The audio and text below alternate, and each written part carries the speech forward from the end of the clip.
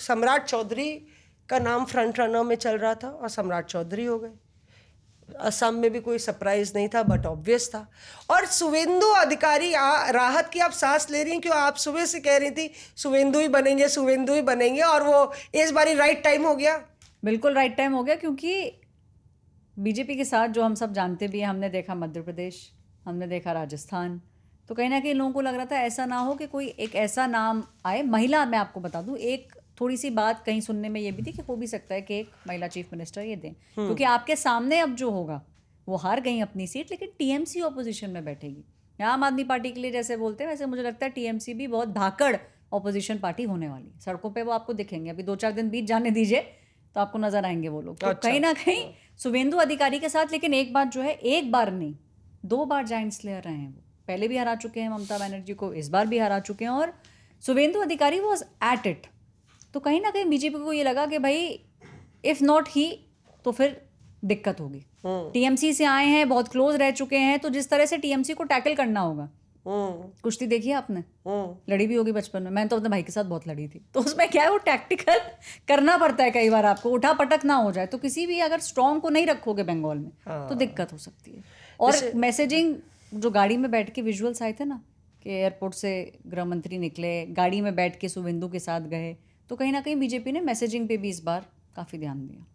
अच्छा, बड़ा दिलचस्प है, क्योंकि आपने कुश्ती का जिक्र किया बीजेपी के लिए। मुझे कुश्ती के जिक्र से राहुल गांधी की वो स्पीच याद आ गई, जो उन्होंने संसद में कुश्ती के बारे में बताते हुए बोला कि ये जूडो में ऐसा होता है वैसे कि आप पिन डाउन अगर आप करते हैं अपोनेंट को, तो जो शुवेंदु अधिकारी हैं, आप पॉलिटिकल हैवी वेट को हराते हैं, तो आप टैक्टिक उनकी वहाँ लोकल लेवल पे जानते हैं। तो पिन डाउन करने के लिए आपको क्या करना पड़ता है जूडो में, तो मुझे मालूम है कि आपको शोल्डर्स जो है अपोनेंट के डाउन करने होंगे। दैट मीन्स कंप्लीट एनाहिलेशन, मतलब पूरा कंट्रोल है, वो कोई भी अपनी मूव नहीं कर पा रहा है, आपने रीड कर लिया, और वो जब तक वो गिव अप नहीं कर दे, टैप कर दे। लेकिन यहाँ तो दीदी गिव अप उन्होंने किया ही नहीं, इस्तीफा भी नहीं दिया, इस्तीफा भी नहीं दिया। टेक्निकली मैटर भी नहीं करता। तो जब हाउस डिसॉल्व हो गया है तो वो हाउस की कोई अहमियत नहीं है, और वो चुनाव वैसे भी प्रेजेंट हाउस में मेंबर भी नहीं है, तो फर्क तो पड़ता नहीं है। अब खैर कुछ लोग समझाएंगे उनको। ऐसा होता है कई बार, मुझे लगता है कि मैं सोचना, एक विजुअल देख रहा था असल में।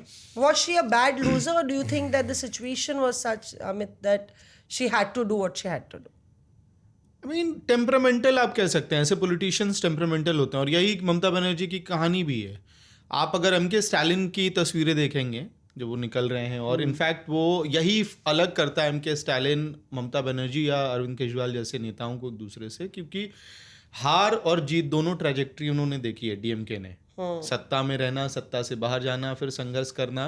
ममता बनर्जी की ट्रैजेक्टरी क्या है, जब कांग्रेस से वो निकली तो संघर्ष का एक लंबा समय है, जिसमें गोली कांड से लेके और सारी चीज़ें हैं, और फिर सीधे राइटर्स बिल्डिंग फतेह करना, और राइटर्स बिल्डिंग में नहीं घुसना, नबन्ना बनाना। जहाँ से अब ये चर्चा चल रही है कि नबन्ना में सरकार बनाएंगे, सरकार चलेगी या राइटर्स बिल्डिंग से चलेगी।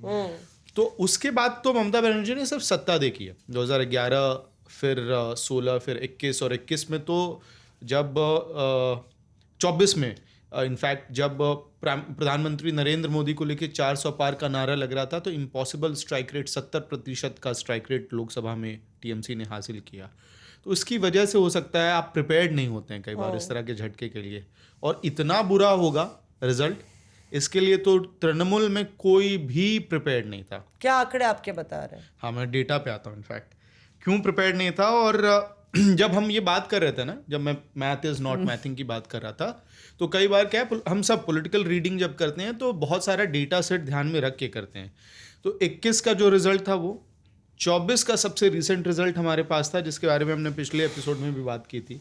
70% का स्ट्राइक रेट। इसके बाद क्या है कि बंगाल की डेमोग्राफी ऐसी है कि 26%, 27% मुसलमान है, 70% हिंदुओं में अगर आप मान के चलते हैं कि 35% महिलाएं हैं, तो उसमें 50% तो ममता बनर्जी को वोट करेंगी। क्योंकि 21 में मैंने एकदम अंदर गांव तक ट्रैवल करके रिपोर्टिंग की थी, तो महिलाओं का और ममता बनर्जी का डायरेक्ट कनेक्ट था, उसमें कोई कैंडिडेट मैटर नहीं करता था। मैं ही तो काम करती हूँ। हाँ, ये जोड़ते हुए जब आप चलेंगे तो आपको लगेगा कि सब बढ़िया चल रहा है। मतलब उधर 26 प्लस इधर से 17% अगर आप जोड़ देंगे तो 43% तो ऐसे ही हो गया। अगला 5% ओवरऑल हिंदू वोट बैंक से आपको वोट चाहिए था। तो इस हिसाब से आप कंफर्टेबली 170 तक पहुंच सकते थे। लेकिन हुआ क्या, आप देखिए कहानी कहाँ से शुरू होती है।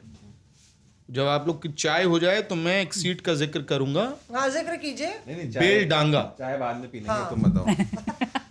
ठीक नहीं, है, अभी मैथिंग बता रहा है। हाँ, मैथ बता रहा हूं मैं। यहाँ मैथ्स बता रहा है पूरी। यहाँ से कहानी जो है बहुत इंटरेस्टिंग हो जाएगी। बेलडांगा एक सीट है, ओवरवेलमिंगली मुसलमान पॉपुलेशन वहां पे है, और जीवन में कभी भारतीय जनता पार्टी उस सीट को जीतेगी ये कोई सपने में भी नहीं सोच सकता।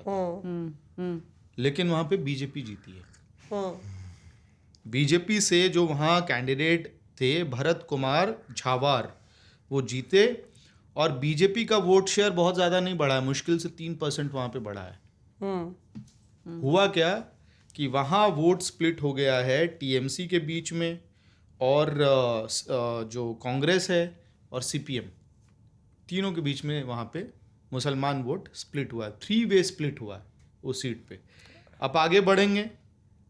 यहाँ इनफैक्ट बेलडांगा में जब पिछली बार चुनाव लड़े थे तो टीएमसी का वोट शेयर था 55%। ठीक है। इस बार घट के आ गया 26% पे। कांग्रेस का वोट शेयर जो है वो 13% पे चला गया, 13 से 17% पे चला गया, और हुमायूं कबीर ने यहाँ पे लगभग 20% वोट काट लिया है। सीपीएम नहीं थी इस सीट पे जिसने डैमेज किया। तो टीएमसी, कांग्रेस और हुमायूं कबीर की पार्टी, ये डैमेज है वहां पे। इंटरेस्टिंग। हाँ। आप यहां से आगे बढ़िए। 29 कैंडिडेट कांग्रेस के जो हैं उन्होंने 20,000 का मार्क पार किया है। 29 में 23 कैंडिडेट मुसलमान हैं। आईएसएफ का जो ग्रोथ है वो इस बार 23 कैंडिडेट ऐसे हैं जो 10,000 से ज्यादा वोट लेके आए। हुमायूं कबीर की पार्टी ने इनको 2 जगह तो हुमायूं कबीर खुद जीत गए, और 2 जगह इनसे डायरेक्ट फाइट में आ गए। जो 24 साउथ परगना है जहां पे 31 में से 30 सीटें जीती थी तृणमूल पिछली बार, वहां पे आईएसएफ ने 2-3 सीटों पे इनको पानी पिला दिया है। तो हुआ क्या है कि वोट शेयर डिवाइड हुआ है आपका, 3 वे स्प्लिट। अब इसको मैंने कई एक्सपर्ट से भी इस पे बात की। अच्छा, मैंने लिस्ट बड़ी लंबी हो सकती है। कांडी एक सीट है, वहां पे ये खेल हुआ है। जांगीपुर में टीएमसी हारी है क्योंकि इस तरह का 3 वे स्प्लिट हुआ है। करण डीगी एक सीट है, वहां पे 3 वे स्प्लिट हुआ है, वहां उसकी वजह से तृणमूल हारी है। जलांगी एक सीट है, वहां हुआ है। भगवान गोला में ये हुआ है। तो ट्रेंड जो है बहुत डाइवर्स एरियाज में, मालदा, मुर्शिदाबाद, उत्तर दिनाजपुर, साउथ 24 परगना, नॉर्थ 24 परगना, ये सब जगह पे डिवीजन हुआ है।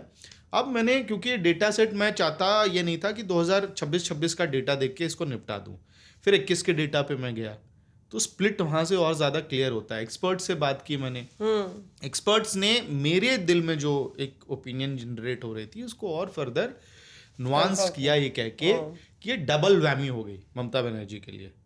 एक तरफ जो बीजेपी और संघ परिवार का इकोसिस्टम था उसने ममता बानो शब्द चिपकाने का जो प्रयास किया वो चिपक गया, अर्बन में भी, रूरल में भी।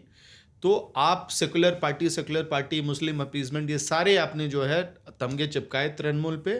तो हिंदू कंसोलिडेशन हुआ। जितनी सीटों का मैंने नाम लिया है, पढ़ने लिखने के कोई शौकीन हो डेटा सेट उठा के देखिए, या इंडिया टुडे की वेबसाइट पे आपको स्टोरी मिल जाएगी, वहां जाके पढ़िए।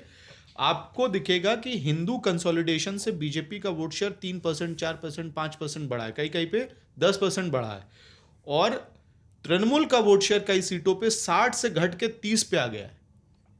तो एक तरफ हिंदू कंसोलिडेशन और दूसरी तरफ 3 वे स्प्लिट, खेल खराब। Reporters of